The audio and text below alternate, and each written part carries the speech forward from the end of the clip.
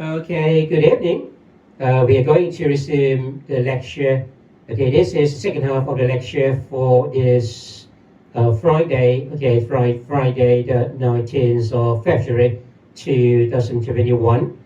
Okay, this is the online classroom for International Business Transactions Law, okay, of Thammasat University.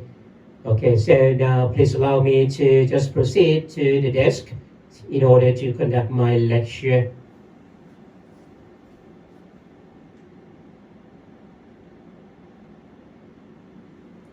Okay. Okay, good evening.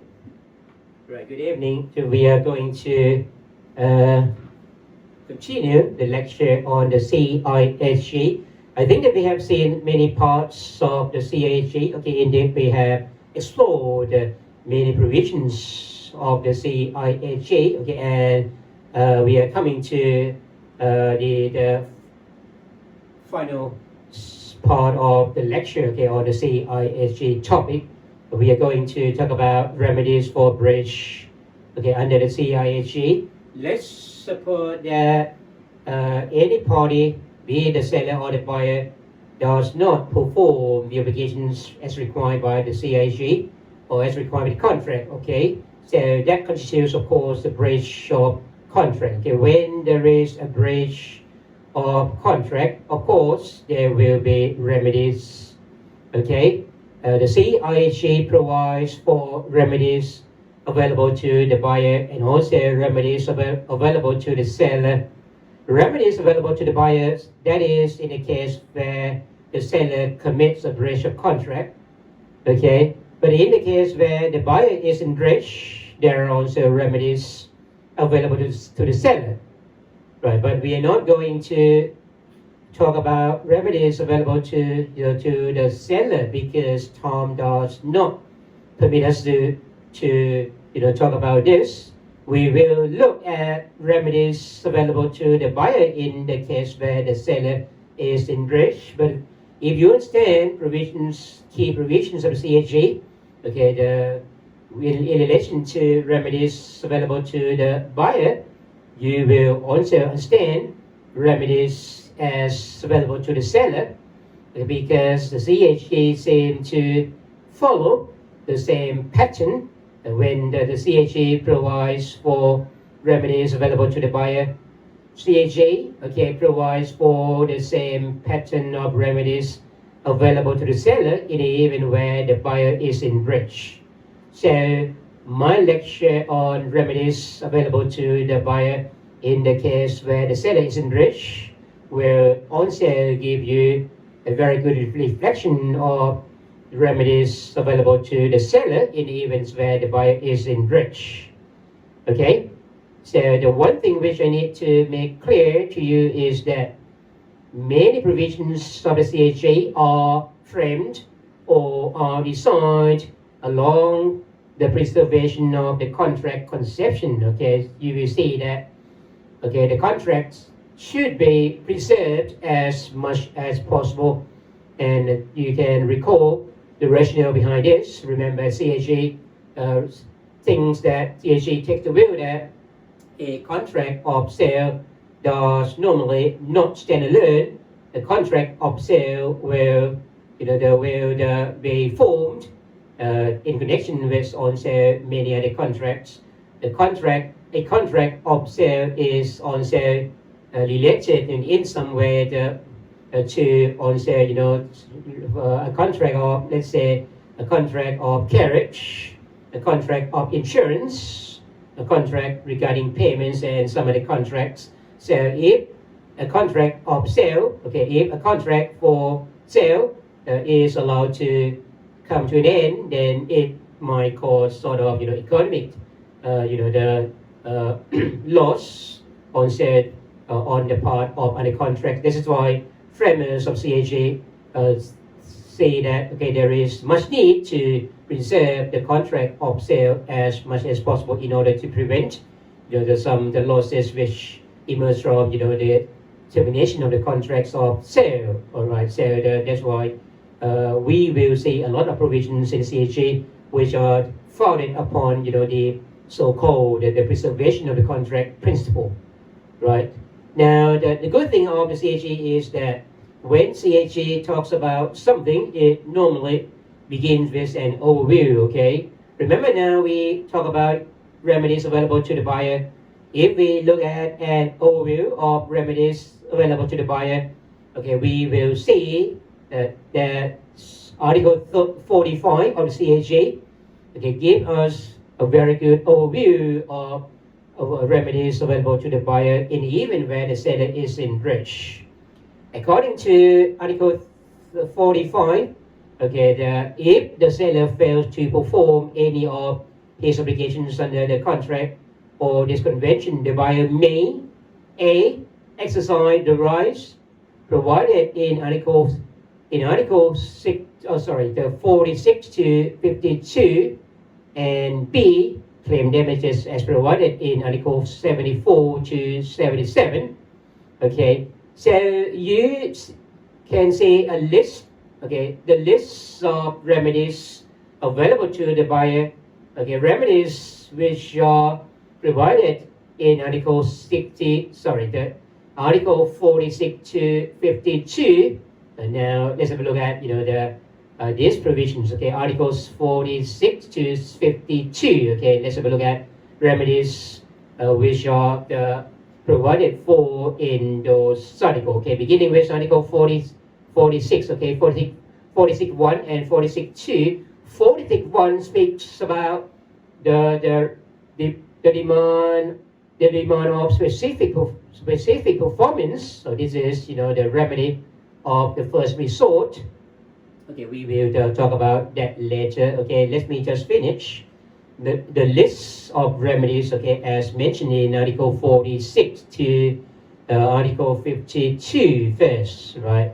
Now, 46.2 deals with the right to claim the right to claim delivery of substitute goods. Right now, 46.3 sets forth the right to claim repair of the lack of conformity. Right, and then the Articles 47 speaks of the right to the remedies in the form of the giving Nachfrist. In fact, this is German word. Okay, Nachfrist notice. Well, CISG does not use this word, but everybody knows that. Okay, the provision of the CISG. Okay, the provision of CISG talks about the Nachfrist notice. Okay, the concept in German law, in fact. Okay, Nachfrist notice demanding performance, and then according to Article 48, this is the right to claim damages after the cure, where we have talked about, remember, before this lecture. Okay, in the first half of the lecture today, we talk about the right of the seller to cure the lack of conformity. Remember, the seller has the right to cure the lack of conformity both before the date of delivery and after the date of delivery. Remember, okay, the CISG also said that even though the seller exercises the right to cure, the buyer can still claim damages after the cure by the seller. Okay, now another remedy is the right to avoid the contract. This is embodied in Article 49. The right to avoid the contract. This is the right of the last resort. Remember, the CISG is founded upon the preservation of the contract, so that the contract should not be allowed to come to an end very easily. That's why the CISG wants the parties to have, the right to avoid the contract. Okay, the very rarely. Okay, the buyer will have to resort to other remedies first. And the avoidance of the contract, it is the remedy of the last resort. Okay. Also, CISG talks about the right to claim price reduction. This is embodied in Article 50. Okay, and then Article 51 talks about talk about some remedies in the case of partial non-performance. And also 52, Article 52 talks about the right to refuse to accept early delivery, and also the right to refuse to check the excess quantity. I think that we have talked about this when we talk about, remember that when we talk about the quantity of the goods, right? Now, right, back to Article 45B. 45B also talks about the right to claim damages as provided in Articles 74 to 77. So that Article 74 to 77 provides rules with regard to the claiming of damages. Okay, but I don't think that Tom will permit us to have a discussion on the right to claim damages. If you're interested, then you can have a look at Articles 74 to 77 by yourselves. Okay, now we're going to go through this main provisions, okay, so that you can have at least a glimpse, okay, a correct glimpse of remedies available to the buyer. But before we start remedies available to the buyer, we will have to understand one thing, that we have to understand one thing. We have to understand that there are also other remedies to the buyer. Remedies to the buyer, even though they are not listed in Articles 46 to 52, right? Even though they are not listed, even though they are not, they are not contained in Articles 74 to 77, right? What are the remedies? First, remedies in the case of anticipatory breach. Okay, there are some remedies in the case of anticipatory breach. Okay, these remedies are contained in Articles 71 and 72, and also there is also one remedy to avoid the contract in the case of an installment contract. Okay, the right to avoid the contract in the case of an installment contract is embodied in Article 73. Okay, but again, we might not have the time, okay, talking about this remedy, right? And so we will have time, talking about all these remedies available to the buyer, okay, under Articles 46 to Article 52, okay, we will talk about this, okay, at sufficient length in order for you to understand. And please be reminded that the provisions of CISG are indeed founded upon the what? Upon the preservation of the contract principle. Okay, now let's have a look at all these remedies, starting with the first one. The right to demand specific performance. This has been recognized by the CISG in Article 46.1. 46.1. Please allow me to just turn off the air conditioner first because it's getting very, very cold. Okay.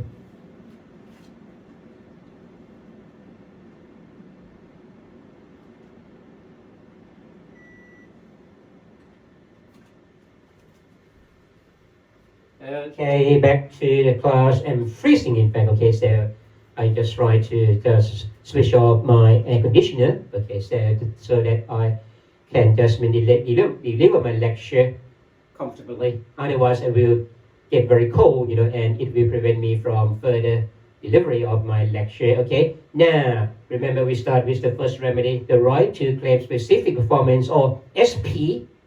SP for specific performance. Right. What does this mean? The right to claim or the right to demand specific performance is just the right to demand the party, in this case the seller, okay? The right to demand the seller to perform what is required by the contract where the seller does not perform what is required by the contract. Okay, Article 46.1. 46.1 provides as follows: the buyer may require performance by the seller of his obligations. Right. So let's suppose that the contract requires the sellers to deliver the goods and the seller fails to deliver the goods. Then the buyer can just demand the seller to do what? To deliver the goods. If the contract requires the seller to procure, let's say that a bank guarantee, and the seller fails to do so, then the buyer may just demand the seller to just provide a bank guarantee as required by the contract. Okay, but there is also, there is also one remark. Okay, the right to claim specific performance, it is also subject to impossibility. Okay, if it is not possible to demand the seller to do what is required by the contract, then the buyer may not, claim. That may not just resort to this remedy, right? Let's suppose that the goods in question are unique goods. That means there are no such goods elsewhere. And these goods are manufactured only by the seller, this seller only. Okay, and let's suppose that something happens. Maybe the factory or the plant, the seller's plants encounter some problems and cannot just go ahead with delivery. So in this case, right? In this case, when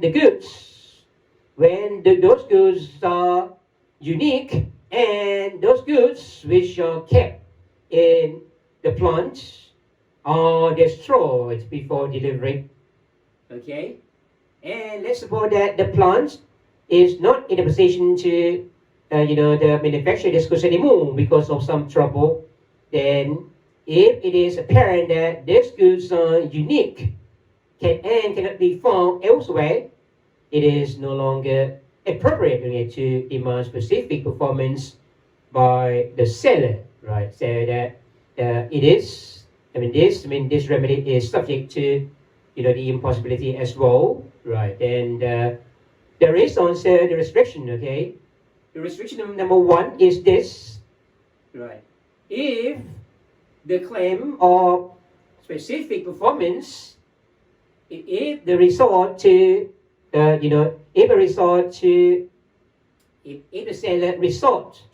buyer, it is, remember now we talk about the case where the seller is enriched and the buyer exercise some rights, the buyer, the buyer will have some remedies.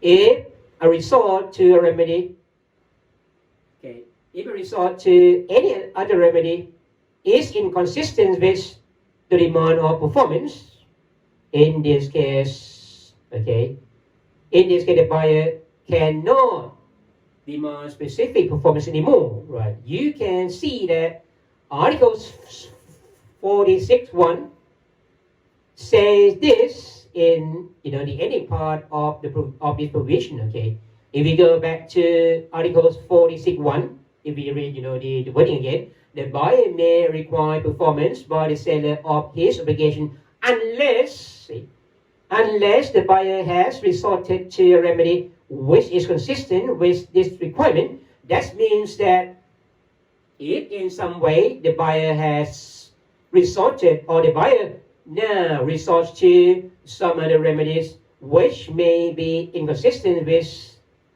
the demand of specific performance, then the buyer may not demand specific performance anymore. Let's suppose that the buyer has resorted to the right to avoid the contract. The buyer has declared the contract as avoided.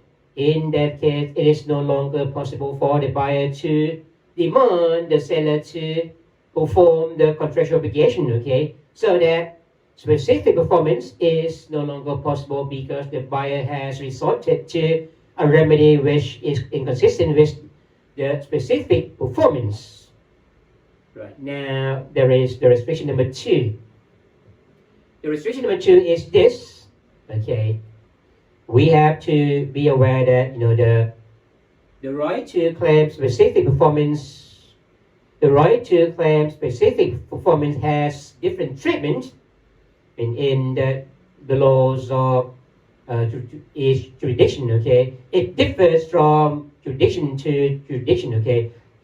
For instance, in common law countries, in a common law jurisdiction, normally, the courts will not grant specific performance.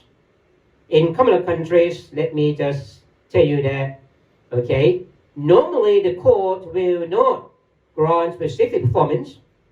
It is in fact this remedy, the claim for specific performance, it is an equitable remedy, or is it remedy in equity. When I say that this is an equitable remedy, that means that is not something to be considered as, the right of the party. It is going to be subject to the discretion by the court. It is to be granted not as of right, but it is granted subject to the court discretion, okay? If the court consider that, well, in this situation, in this case, it is not appropriate to grant specific performance, then the court will not grant it. Normally, if you look at English law, okay, normally the court will not grant specific performance if the loss in question can be sufficiently remedied by way of an award of damages. So normally the court will award damages. Okay, the court will normally not grant specific performance because the court feels that the party can be adequately remedied by way of awarding damages. Right. The only case, I shouldn't say only case again, in one of rare cases in which the court normally grants specific performance, it is the case involving the sale of land, okay, or the sale of immovable property. Because in the case of the sale of land is considered as what? As something very unique. It cannot be substituted by any other thing. So generally, when the seller is enriched by failing to deliver the land to the buyer, the seller is enriched by failing to hand over the land to the buyer. In this case, in the opinion of the court, even if the land is unique, the buyer cannot find the parallel land elsewhere. So that normally the court will demand the seller to deliver the land to the buyer. Okay, so that specific performance is granted in this kind of case involving the sales of land. Okay, but in other cases, normally, as I have mentioned, courts normally will not grant specific performance. So, given that in common law jurisdictions and also in some countries, normally courts will not grant specific performance as of right, but the court will grant specific performance in the court's discretion. The CISG takes recognition of this, judicial discretion, so that the CISG does not force the courts in those countries to award specific performance. I say, okay. So if you look at the Article 28, Article 28 just allow the court in those countries, the country in which courts do not normally grant specific performance. Okay. CISG Article 28 say that, well, if the court in such country, let's say the English court, okay, if English court has a case, and this case, it is a CISG case, and the party just want the court to force, let's say force for another party to just perform the obligation.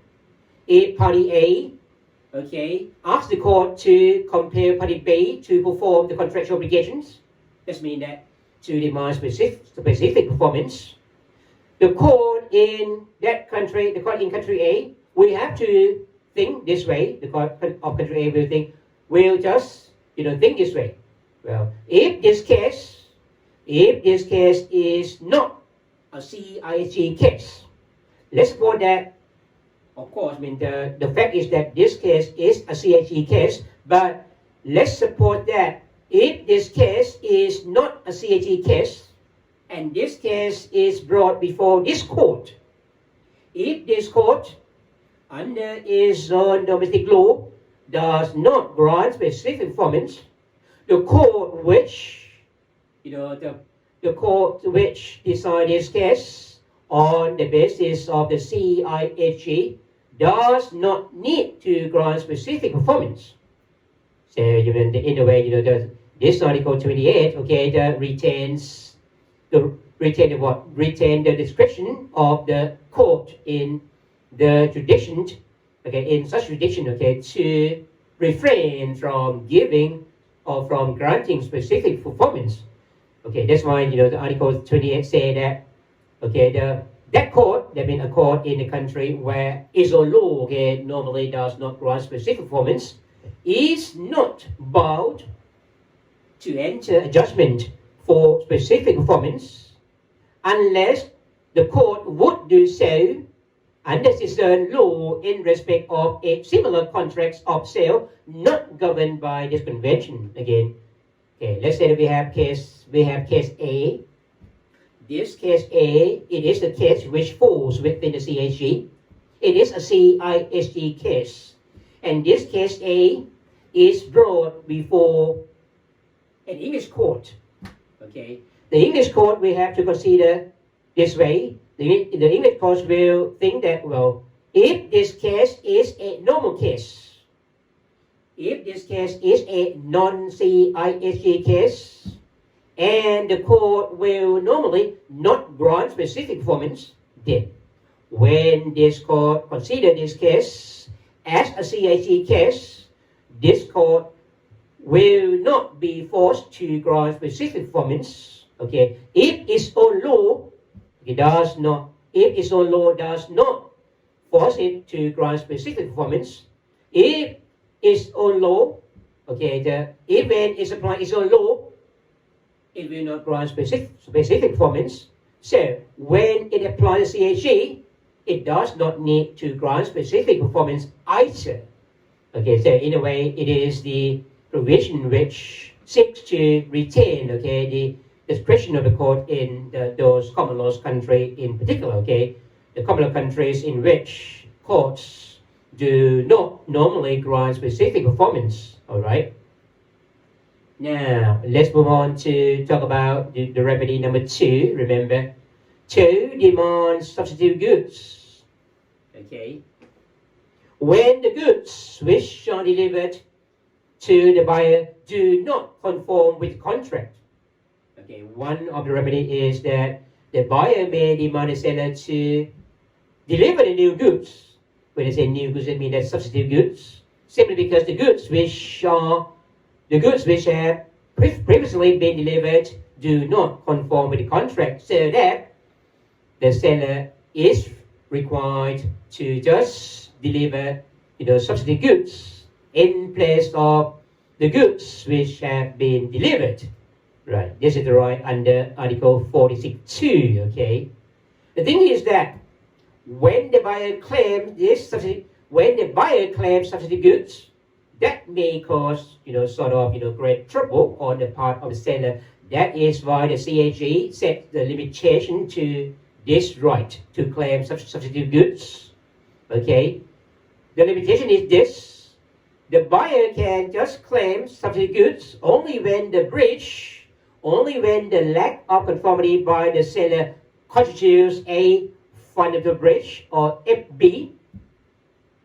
If the goods which do not conform with the contract, of course they are non-conforming goods, but the lack of conformity doesn't seem to be so serious. It does not in a way constitute a fundamental breach. Then the buyer does not have the right to claim, substitute goods from the seller. This limitation is found in Articles 46(2). We look at 46(2). If the goods do not conform with the contract, the buyer may require delivery of substitute goods.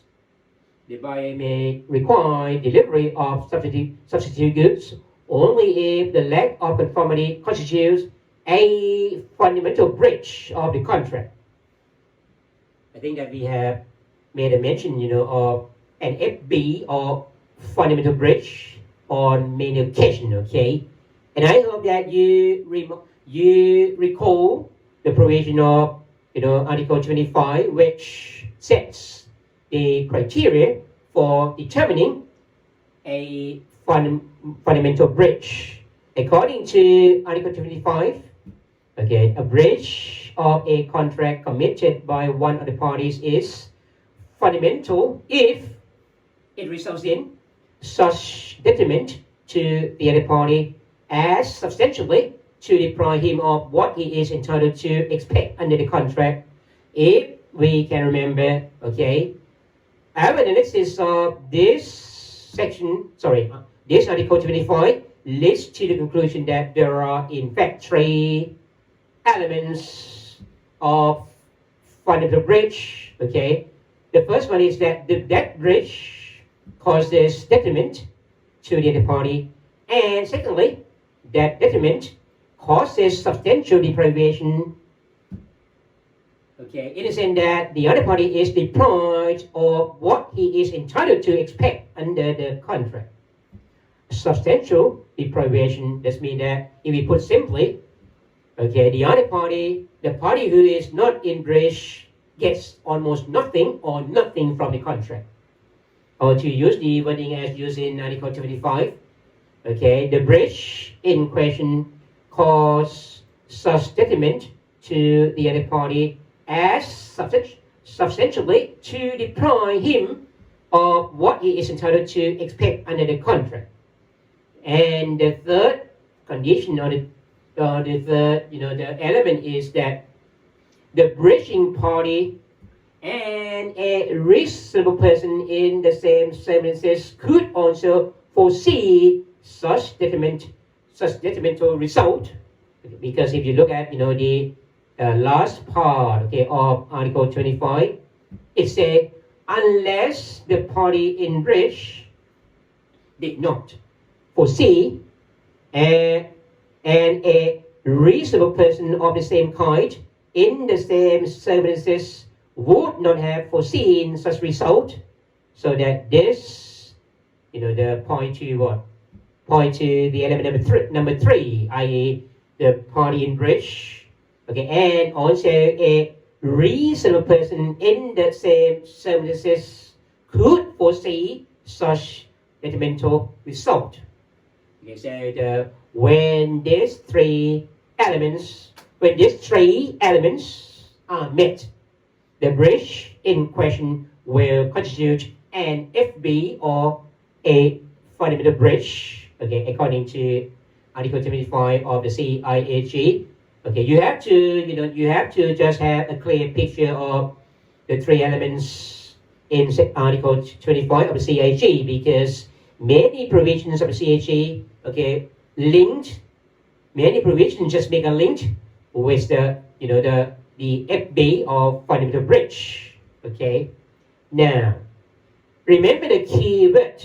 The keyword among these three elements. Okay. The keyword is substantial deprivation. When A is in breach, the breach by A will substantially deprive B of what B is entitled to expect under this contract. Put simply, as I have told you earlier, okay, put simply, B gets nothing, or B gets almost nothing from this contract. B is entitled to get something, and B gets nothing or almost nothing from this contract. So that B is substantially deprived of what he is entitled to expect under this contract. Okay, so we have many cases in which the court or the tribunal just, find whether or not there is an FB, okay. In many cases, if the facts of the case reveal that, Okay, even though there is a breach, but the goods in question could still be used or could still be resold, even though with a rebate. Let's say that A sells a good, has sold goods to B, and A is in breach. The goods as delivered to B do not conform with the contract. B buys these goods from A. A sells the goods to B, and B buys these goods from A in order to resell to C. Even though the goods as delivered by A to B do not conform with the contract, but B can still use these goods, or B can still resell these goods to C, even though B will get a lower price because of the lack of conformity. In this case, B still gets something from the contract between A and B. So in this case, the breach in the contract between A and B does not constitute a fundamental breach because the buyer B is not substantially deprived of what B is entitled to expect from the contract.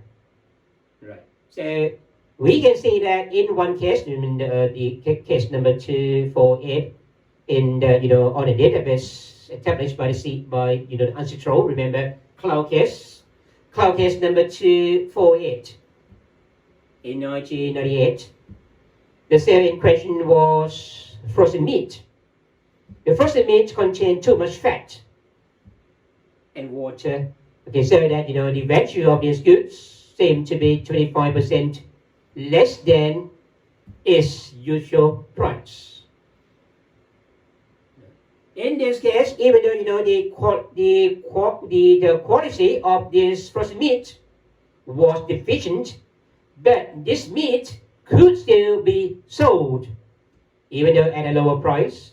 When this meat could be used for resale, that means that the breach by the seller did not cause the buyer substantial deprivation, within the meaning of Article 35 of the CISG, so that it was held in this case that the breach by the seller did not constitute a fundamental breach.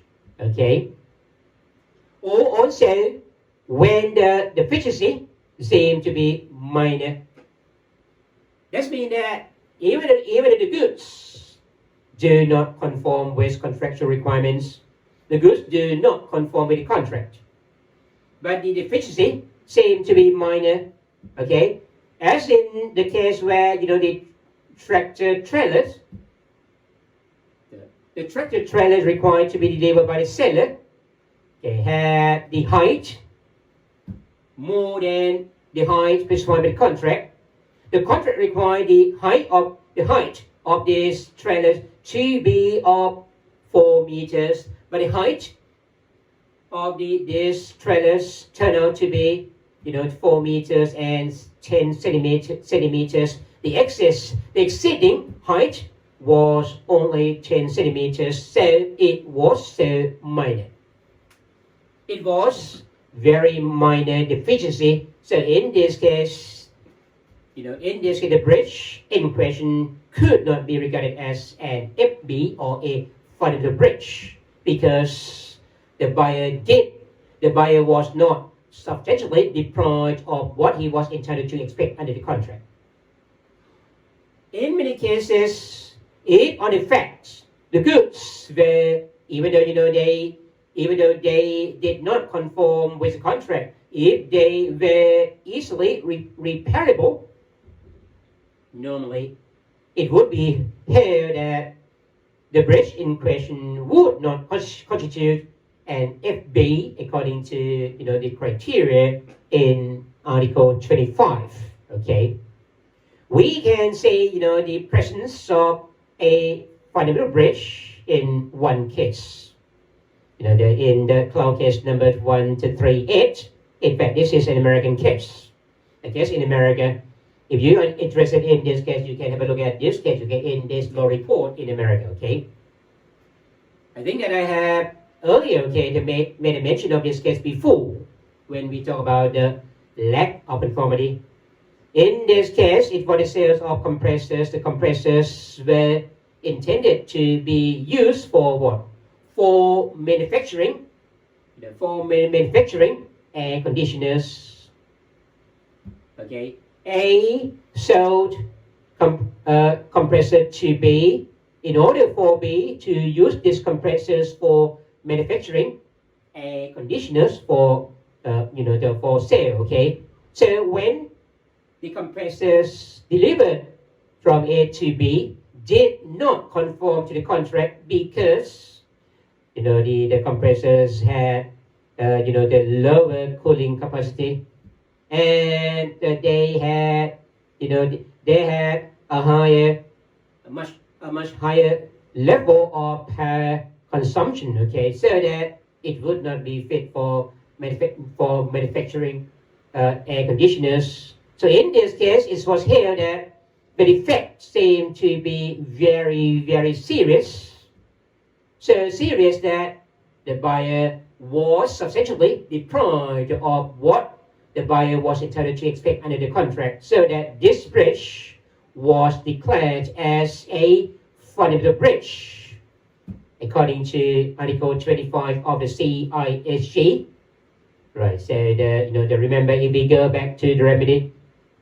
The remedy, okay, the remedy available to the buyer. We talk about the remedy to claim substitute goods. Remember, the buyer can claim substitute goods only when the breach in relation to the goods, okay, there is a fundamental breach according to Article 25 of the CISG. Now we move on to to look at another remedy. Okay, another remedy is the demand of repair.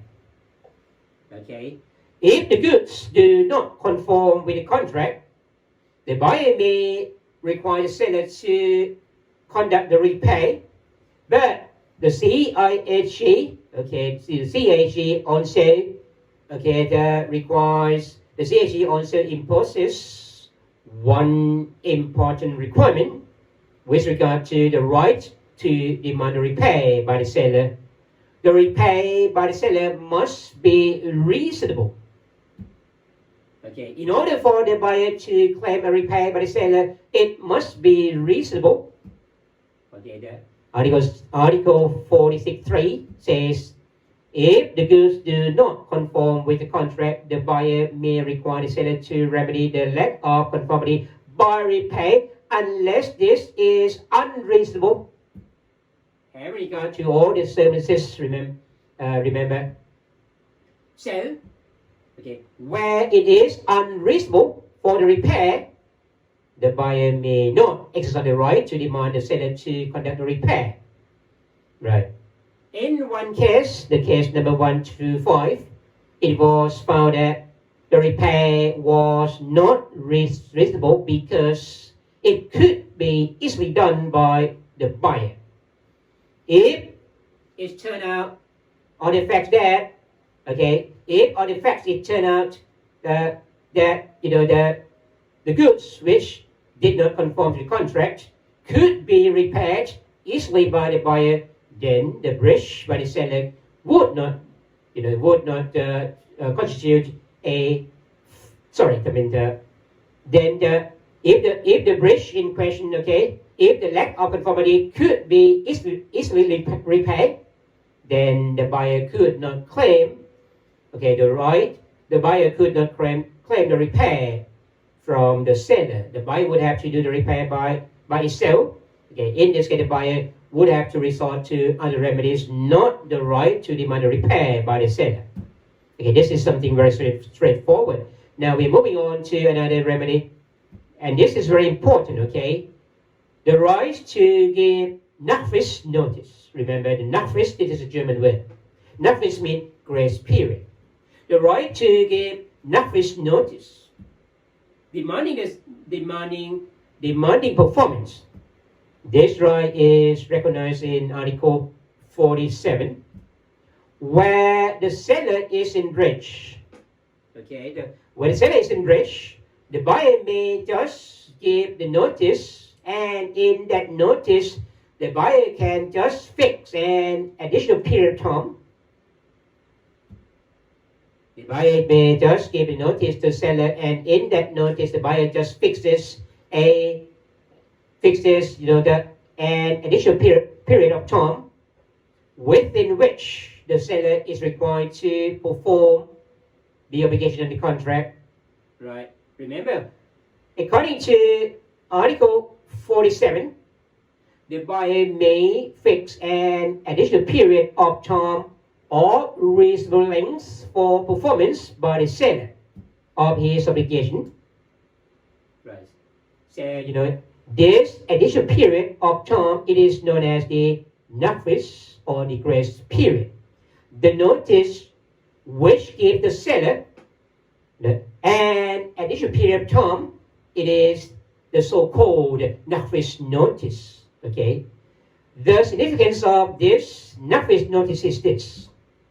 First, okay, when the buyer gives the notice notice to the seller, that will freeze the buyer's other remedies.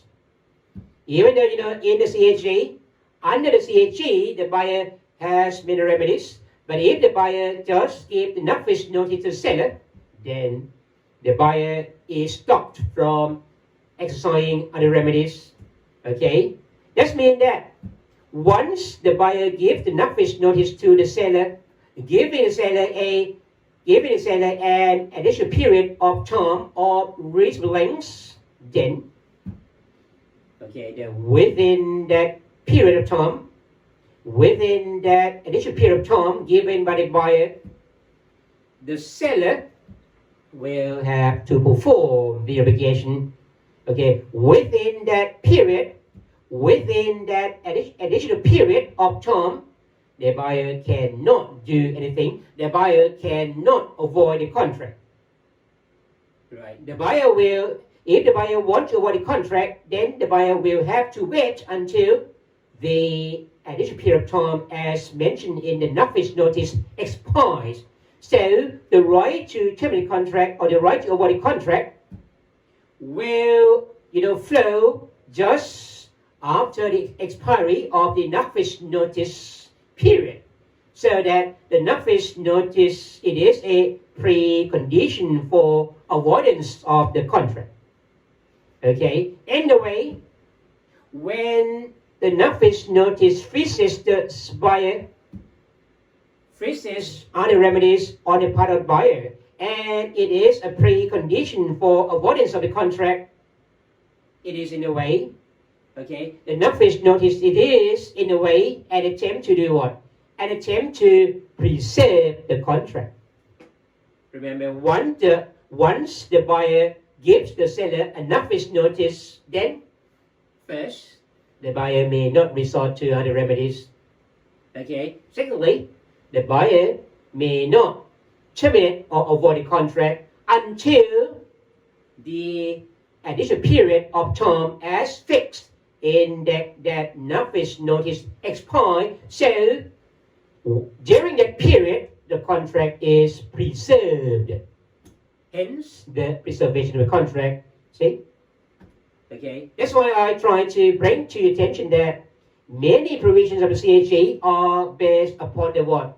Upon the preservation of the contract. Okay, if you just look at this picture, you will understand, that this preservation of contract, I think that means more clearly, okay? As for that, the contract, the contract has been formed here on this point. And the contract specifies the period for performance. Okay. If this period of performance expires without the seller performing the obligation, of course, this is the seller's breach. Okay. Then the buyer may just give the notice. The buyer may give the notice to the seller, demanding the seller to perform the contractual obligations within an additional period of time. of reasonable length. Let's say that within 30 days. Okay, this is the additional period of time as fixed in the notice. Within this period, during this period, the buyer may not just exercise any other remedies. The buyer may not just avoid the contract. The buyer can avoid the contract only when this additional period expires without the seller performing the required obligation. Okay, so within the period, the contract will be preserved. Okay, right. The CISG said that other remedies will have to be put. Other remedies will have to be put on hold. There is only one remedy which can be exercised by the buyer. Okay, that is the right to claim damages. If you look at Article 47, okay, it says at the ending part of Article 47.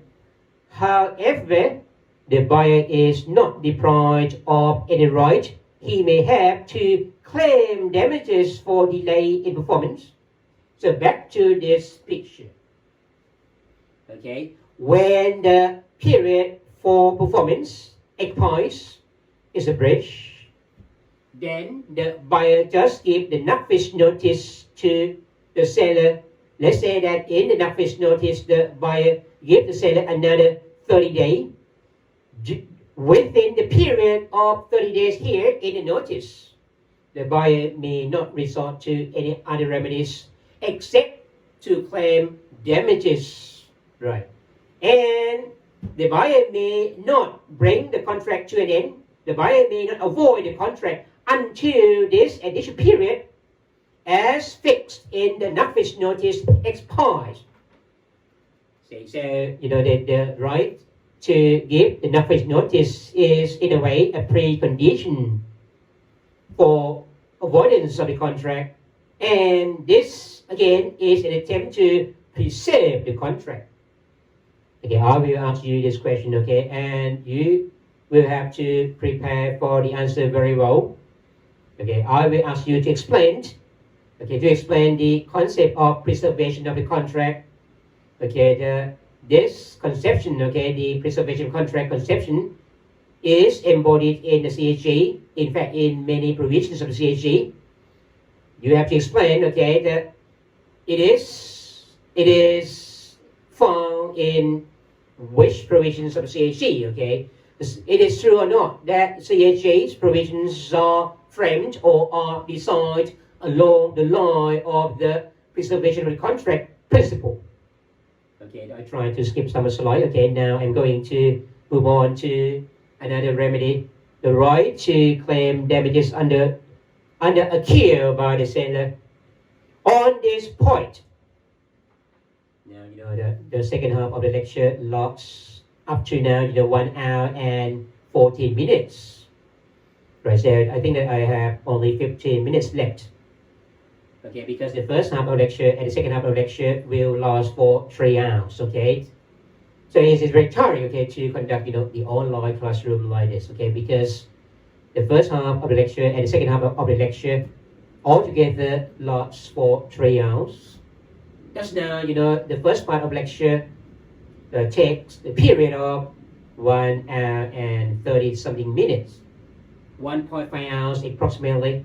And then we will have another 1.5 hours, okay, in the second half of the lecture, so that the total period for this evening is something like 3 hours, even more than 3 hours. So that's why I get very tired. Okay, in the classroom, when I get tired, I can just have a talk with students. But when we conduct classroom online like this, I deliver my lecture alone, okay, without the substantial chances of talking to the audience, so that it is quite stressful. Okay, so I think that you understand my fatigue very well. Okay, now again, moving on to another remedy, the right to claim damages after the cure. On this point, you have to be reminded of what?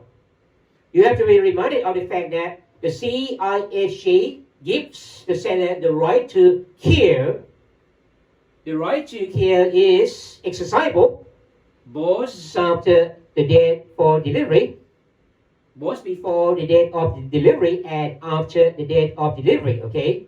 When the seller has resorted to the kill, remember the kill will stop the buyer from, the resorting to other remedies. But even though the buyers is prevented from exercising other remedies during the period of kill, the buyer can always resort to the claim of damages, right?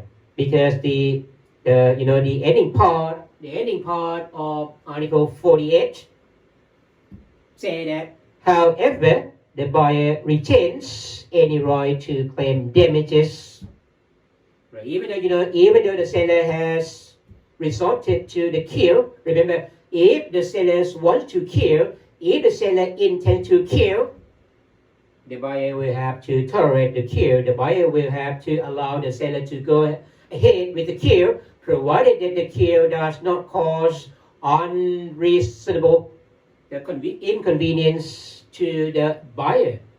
If the kill by the seller does not cause unreasonable inconvenience on the part of the buyer will have to allow the seller to kill.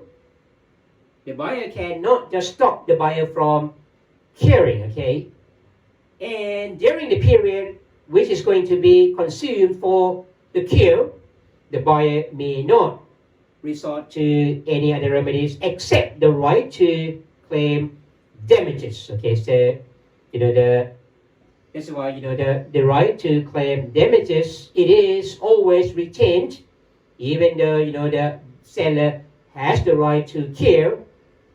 After the kill, they might be some other losses on the part of the buyer, so that the buyer may consider claiming damages for such loss. All right. Now, another remedy is this one. The right to avoid the contract. Of course, this remedies, it is the remedy to be used as the last resort, because it will result in the contract coming to an end. Okay, that's why that's why it should be used as last resort. We can see that CISG sets many requirements, okay, by which or under which the contract will be allowed to be avoided very, very rarely, okay, so that the contract should be preserved as much as possible. In Article 49, okay, the right to avoid a contract can be exercisable only on two grounds. Only two grounds. The first ground is that, the breach by the seller constitutes an FB. If the seller has committed a fundamental breach, then that is enough for the buyer to exercise the right to avoid the contract. This is the first one, the first ground. The second ground, it is something which is connected with the Nafta Notice, which we have earlier discussed, remember.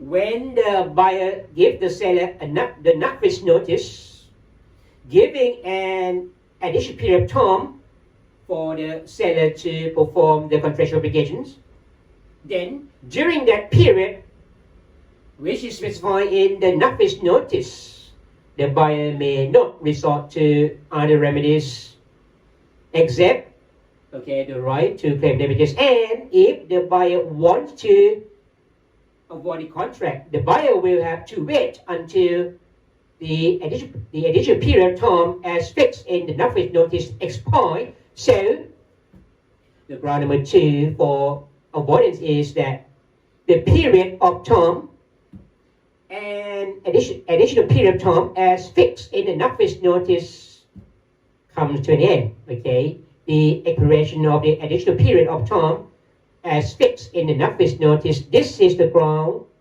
in Article 49 1b. So if we are back to the ground number 1, okay, the FB, in the case where the seller commits a financial breach, then the buyer can just avoid the contract. That is the ground, okay, which is specified in Article 49(1)(a). So avoidance will be allowed on the grounds in 49(1)(a) and 49(1)(b). 49(1)(a), okay, it is FB. Oh my God, I forgot to just the connect the power to my computer. Okay, so that the computer say that the battery is running low. Okay, so sorry about that. Okay, now it's all right now. Okay, that means that previously the computer has run on the battery. Okay, now it's running. It is consuming the main power. Okay, luckily the message comes up in the nick of time before the computer is dying. Okay, right. The ground 1 and ground 2. We are now talking about the right to avoid the contract. Remember, there are two grounds only. The FB, as mentioned in Article 49(1)(a), and the expiry of the term as fixed in the Nafta Notice. That is the ground in Article 49(1)(b). Right. So when there are only two grounds for avoidance, that means that contracts of sale will come to an end very, very exceptionally. Okay, it is very rare that a contract for intellectual sale of goods will be avoided. Right. So hence the preservation of the contract. Right. And when we look at the ground number 2, the ground number 2 is the expiration of the Nafta Notice period. We can also see some further restriction. Okay, we will just talk about that later. Okay, the restriction in the ground number 2, it is embodied in the expression non-delivery. Okay, but we will just talk about this later. Okay, now coming to the ground number 1. Remember, the ground number 1 for avoidance is what? It is the FB, and you should be reminded of the criteria of FB. Okay, the criteria as set forth in Article 25. Remember, there are 3 main criteria. Okay, the first is that the breach in question causes detriment on the other party or to the other party, and second one is that such detriment causes substantial deprivation. Remember, the deprivation to the extent that the other party is substantially deprived of what is entitled to expect under the contract. And thirdly, such substantial deprivation, okay, it is foreseen both by the party in breach and by a reasonable person in the same circumstances. Right. So now, remember, ground number 1, it is in 49(1)(a). Ground number 2, it is in 49(1)(b). Okay, so now we are talking about ground number 1. Okay, remember, ground number 1 is FB, and I now give you a reminder of the 3 criteria for the determination of an FB. Right, according to section 25. Right. Now, let's talk about the ground number 2 in Article 49(1)(b). Remember, ground number 2 is what? Ground number 2 for avoidance of the contract is that the period of term as fixed in the Nafta Notice has expired without the seller performing the obligation as required by the contract. But in order for the buyer to avoid the contract on the ground number 2 here, it must be the case of non-delivery. That means that it must be the case where the seller does not deliver the goods at all. If the seller delivers the goods, but the goods as delivered do not conform with the contract, even though the buyer has given the seller enough notice, giving the seller a reasonable period of time for performing the contract, and that period of time as fixed by the Nafta Notice expires without the seller performing the obligation, then that is not the case of non-delivery. So that the buyer cannot exercise the right to avoid the contract. See, so we can see that with respect to the ground number 2, this non-delivery requirement, it is an attempt to set what? To set even an enhanced preservation of the contract. The contract can come to an end on the basis of ground number 2 very, very rarely. If it is not the case of non-delivery, then the contract may not come to an end. The contract may not be avoided by the buyer, even though the period of time as fixed in the Nafta Notice by the buyer has expired without the seller performing the contractual obligation. Right. So I think that you have, further understanding of attempts by the drafters of CISG to preserve the contract. Right. Now, back to this picture again. Remember? Just now I switched off the air conditioner, and now I'm getting a little bit hot. Okay. So that lets me just turn on the air conditioner again. Okay.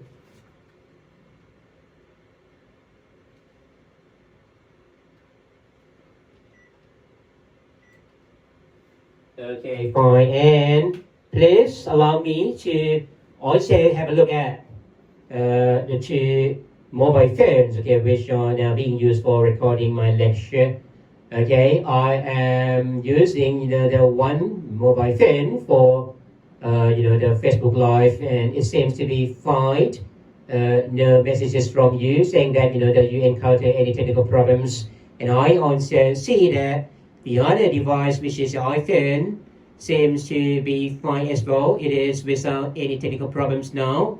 It's working very, very well. Okay, so that the recorded file will be made available for your viewing on YouTube in due course. Okay, so that hopefully you will be able to view these 2 files, the video clips, containing my lecture this evening, at the latest by tomorrow. Okay, I have to await approval by YouTube Thailand first before the files are uploaded on YouTube. Okay, and ready for viewing by the public. Now back to this diagram. Remember, the contract is made at this point, and the contract specifies a period of performance. And when this period of performance expires without the seller performing the obligation, that is a breach by the seller. Okay, let's suppose that the sellers. Okay, let's suppose that the seller does not deliver the goods as required by the contract, then it's a breach. When this breach occurred, the buyer just gave the seller a notice. The Nafta Notice, giving the seller an additional period of time, let's say 30 days, within which the seller is required to deliver the goods, right? Because the seller failed to deliver the goods, right? And during this period, in this case 30 days, okay, during this 30-day period as fixed in the Nafta Notice, the buyer cannot resort to any other remedies other than the claim of damage. The claim of damages, okay?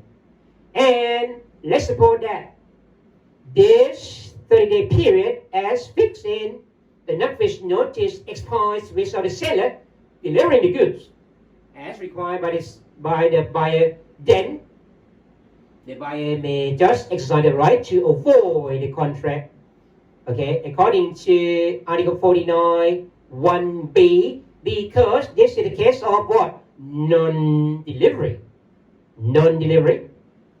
If it is not the case of non-delivery, then even though the period of time as fixed in the Nafta Notice elapsed without the seller performing the obligations, let's say that the seller has delivered the goods, but the quality of the goods which were delivered seem to be deficient in that case, even though the period of time as fixed in the Nafta Notice expires without the seller putting right, the deficiency in quality, then that would not be a good ground for avoidance. If the buyer in this case wants to avoid the contract, the buyer will have to resort to the ground number 1, okay, in Article 49, 1a, i.e. the FB fundamental breach. So I hope that you understand, the attempts to preserve the contract. Okay. Now we are moving forward to the claim of the price reduction. Okay, as another remedy is available to the buyer. This is the right under Article 50, and this seems to be very straightforward. Let's suppose that the goods do not conform with the contract. When A sells the good to B, and the goods as delivered by A to B do not conform with the contract. Right. The contract requires B to pay the price, of course. Let's suppose that the price fixed by the contract is, let's say that the £5,000. When A, the seller, delivers the goods of deficient quality, the goods which do not conform with the contract, that means that the buyer pays or is obligated to pay this amount of money for the goods which are deficient, for the goods which do not conform with the contract. The buyer pay more than the goods which should conform with the contract. Therefore, the CISG allows the buyer to claim for the price reduction. Maybe the buyer does not want to bring the contract to an end. The buyer does not want to avoid this contract. This contract may still be worth, so that the buyer elects just to claim the price reduction in place of of the avoidance of the contract. See, so Article 50 provides for the right to reduce the price, so that the price as reduced will be in proportion to the quality, the conditions of the goods. The price will have to be reduced in proportion to the goods which turn out to be. Okay, so if you have time, then you can just go and have a look at the wording in Article 50. Okay, let's have a quick look. Okay, if the goods do not conform with the contract, and whether or not the price has already been paid, the buyer may reduce the price in the same proportion as the value that the goods actually delivered had at the time of the delivery, bears to the value that conforming goods would have had at the time. That means that we have to compare between what? Between the goods which are required to be delivered to the buyer and the goods which have been delivered. The goods which have been delivered do not conform with the contract, so that the real value of those goods can be lower than the value set by the contract. So as such, the CISG allows the buyer to just claim the price reduction. Okay, so this seems to be something very, very straightforward. But one thing which I need to bring to attention is this one. The right to reduce the price as available to the buyer under the CISG, Article 50, can be exercised even to the extent of reducing the price to zero. You may wonder, well, what can it be? Okay, when the price can be reduced to zero. If the price can be reduced to zero, that means that the goods was nothing at all. So why doesn't the buyer just exercise the right to just avoid the contract in this case? Well, the answer is this. The answer is that, well, even though the buyers can have options, buyers may elect, the buyer may make elections, okay, among many remedies which are available to the buyer under the CISG. Right? The buyer may just, elect to avoid the contract, or the buyer may just elect to claim price reduction, okay. But sometimes the buyer may not avoid the contract because the CISG, okay, also set requirement that if the buyer wants to avoid, then the buyer will have to do so. The buyer will have to do so within a reasonable period of time. But sometimes, the buyer allow the time to lapse. The buyer has allowed, a reasonable period of time to elapse so that the buyer no longer has the right to avoid the contract. In this case, the buyer may just decide to claim the price reduction to zero when the goods, okay, are so when the goods do not conform with the contract so seriously that its value is zero. The goods are not worth at all to the buyer. In that case, the buyer may just claim price reduction to zero. So in a way, it is equivalent to what? It is equivalent to avoidance. But as I have explained to you, the reason why the buyer does not avoid the contract may be because because the time fixed for this right has elapsed, so that the buyer does decide to exercise the right to claim price reduction instead. Right now, moving on quickly to the remedies in the case of partial non-performance. Okay, we have a few slides left. Okay, so I think that I can just finish the lecture in about 10 to 15 minutes. Okay, you will come across one expression here, partial non-performance. In the case of partial non-performance, the CISG sets for separate remedies. Okay, now what is it when we talk about partial non-performance? Partial non-performance is indeed explained in Article 51. According to Article 51, if the seller delivers only a part of the goods, or if only a part of the goods delivered is in conformity with the contract, so from this Article 51, we can see that partial non-performance can be found in two aspects. The first one is that the seller delivers only a part of the goods. Let's suppose that the contract requires the delivery of what? 1,000 tons, but the seller delivers only 900 tons. So that the seller delivers only a part of the goods. In this case, 100 tons are missing. Okay. The second aspect of partial non-performance is that only a part of the goods delivered is in conformity with the contract. For instance, okay, for example, the seller delivered.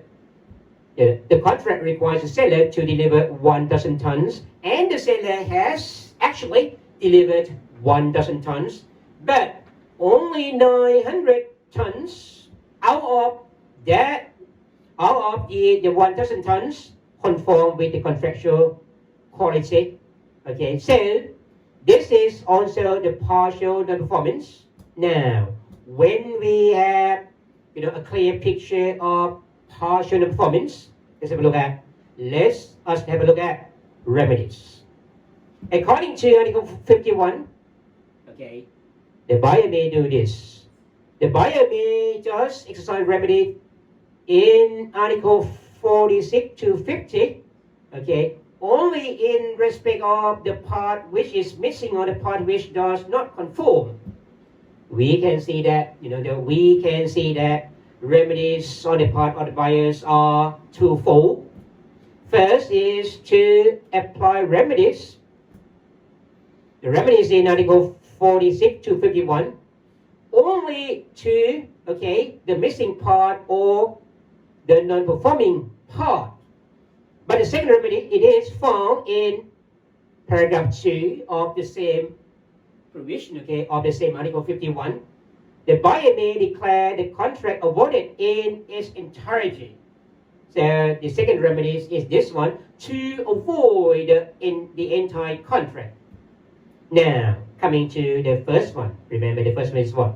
The first one is that when there is partial non-performance, the buyer may resort to remedies in Article 46 to 50 only in relation to the missing part or the non-conforming part.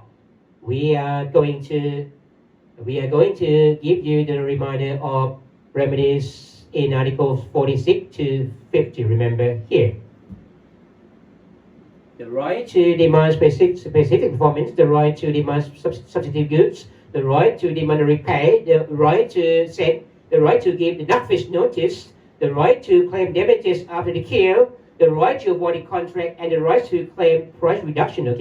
These remedies can be exercised only with respect to the missing part or the non-conforming part, not for the whole contract, not for the entire contract. So the contract, let's say that if the buyer wants to exercise the right to avoid the contract, it does not mean that the contract will come to an end in entirety. It does not mean that the whole contract will come to an end.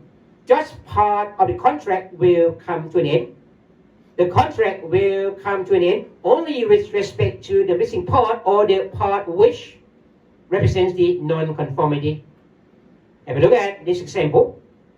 Let's suppose that we have a contract here. This contract requires the seller to deliver 1,000 tons of rice, and the seller delivered only 900 tons. The seller failed to deliver the remaining 100 tons. So 100 tons seem to be missing. This is deficiency. This is the lack of conformity in terms of quality. In this case, with respect to this 100 tons, the buyer may just give the seller Nafta Notice. Specifying, let's say that's specifying 1 month, a 1 month period for the seller to deliver this missing part, the 100 tons.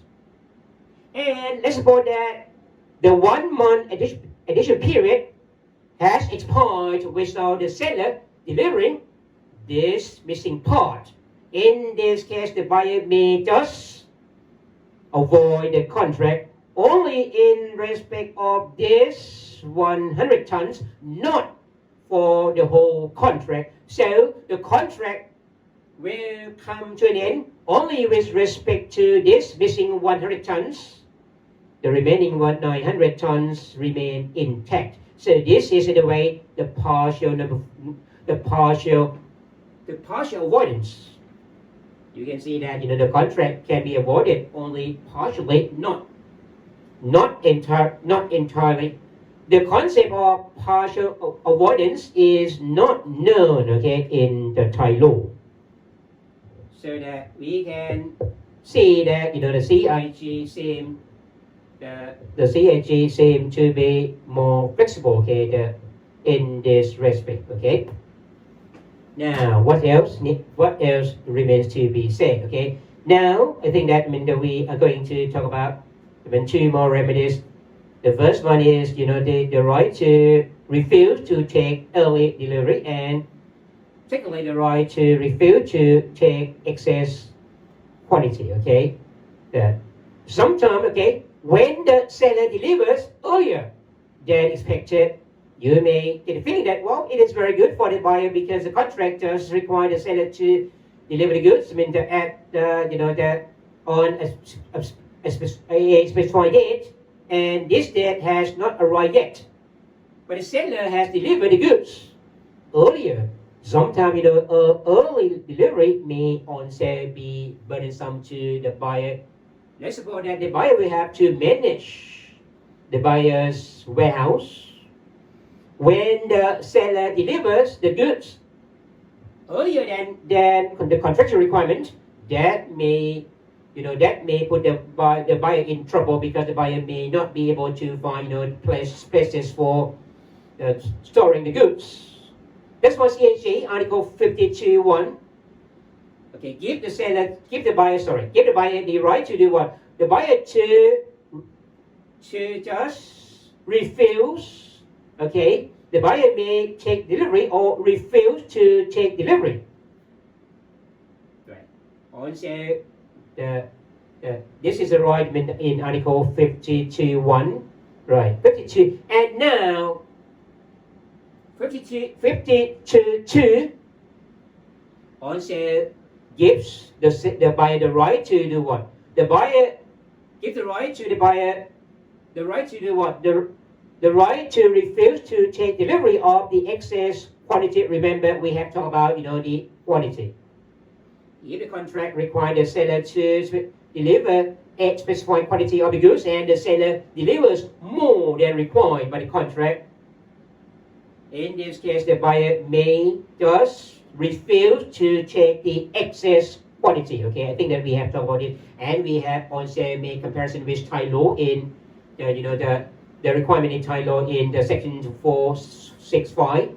Okay, I think that means if you just go back to view the lecture, okay, to view the video clip on this point, then you will see that we have dealt with this one, right? Now, finally.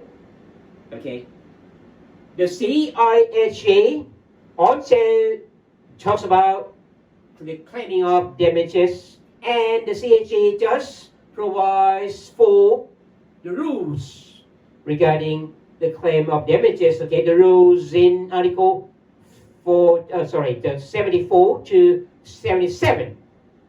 Okay, but I don't think that Tom will just permit us to deal with these provisions of law. Okay, so that if you have time, then you can just go and have a look at those provisions. Okay, if you are interested in the rules with respect to the right to claim damages. Right, now let me come to the conclusion. Our long journey into the provisions of the CISG, in particular with respect to remedies available to the parties, reveal that many provisions of the CISG are designed on the basis of the preservation of the contract conception. Okay, so we have seen the many provisions of CISG. The CISG again attempts to preserve the contract as much as possible, so that it will not have effects on other associated contracts. For instance, the contract of carriage, the contract of insurance, the contract of payment, and any other contract. Okay, so I may ask you the question as to the preservation of the contract principle as embodied in the CISG. I hope that my explanations are useful to all of you here. Okay, and as we have seen, okay, Thailand now has not yet joined the CISG, but the draft law on the international sale of goods is underway. Okay, it has not been put into parliamentary agenda yet. Okay, it has not been put through the legislative process yet. So the draft law now awaits the public opinions. If you have time, you can have a look at the draft, but the draft is in Thai. Okay, so that that foreign students will not be able to read Thai. Okay, so if you have time, if you know Thai, then you can have a look at provisions in the draft law. One day, I believe that we, Thailand, will become, party to the CISG, so that my lectures on CISG should be of great value to you. We should be well prepared for this specific law to come. Okay, so I think that the 5 sessions, 4, 4 sessions on this topic seem to be enough. Okay, next week we are going to embark on a new topic. The topic which is concerned with electronic commerce. Okay, nowadays the concerns for transactions. Okay, the transactions which are made in the in electronic modes seem to gain momentum. Okay, so that this concern seems to be increasing. Okay, so that I think that time is right for us to dedicate some time to our discussion on this topic. Okay, so next week we will talk about legal aspects relating to e-commerce. Okay, so until then, thank you very much for your attention. Okay, and have a good weekend. Thank you and bye bye. See you next week, next Friday.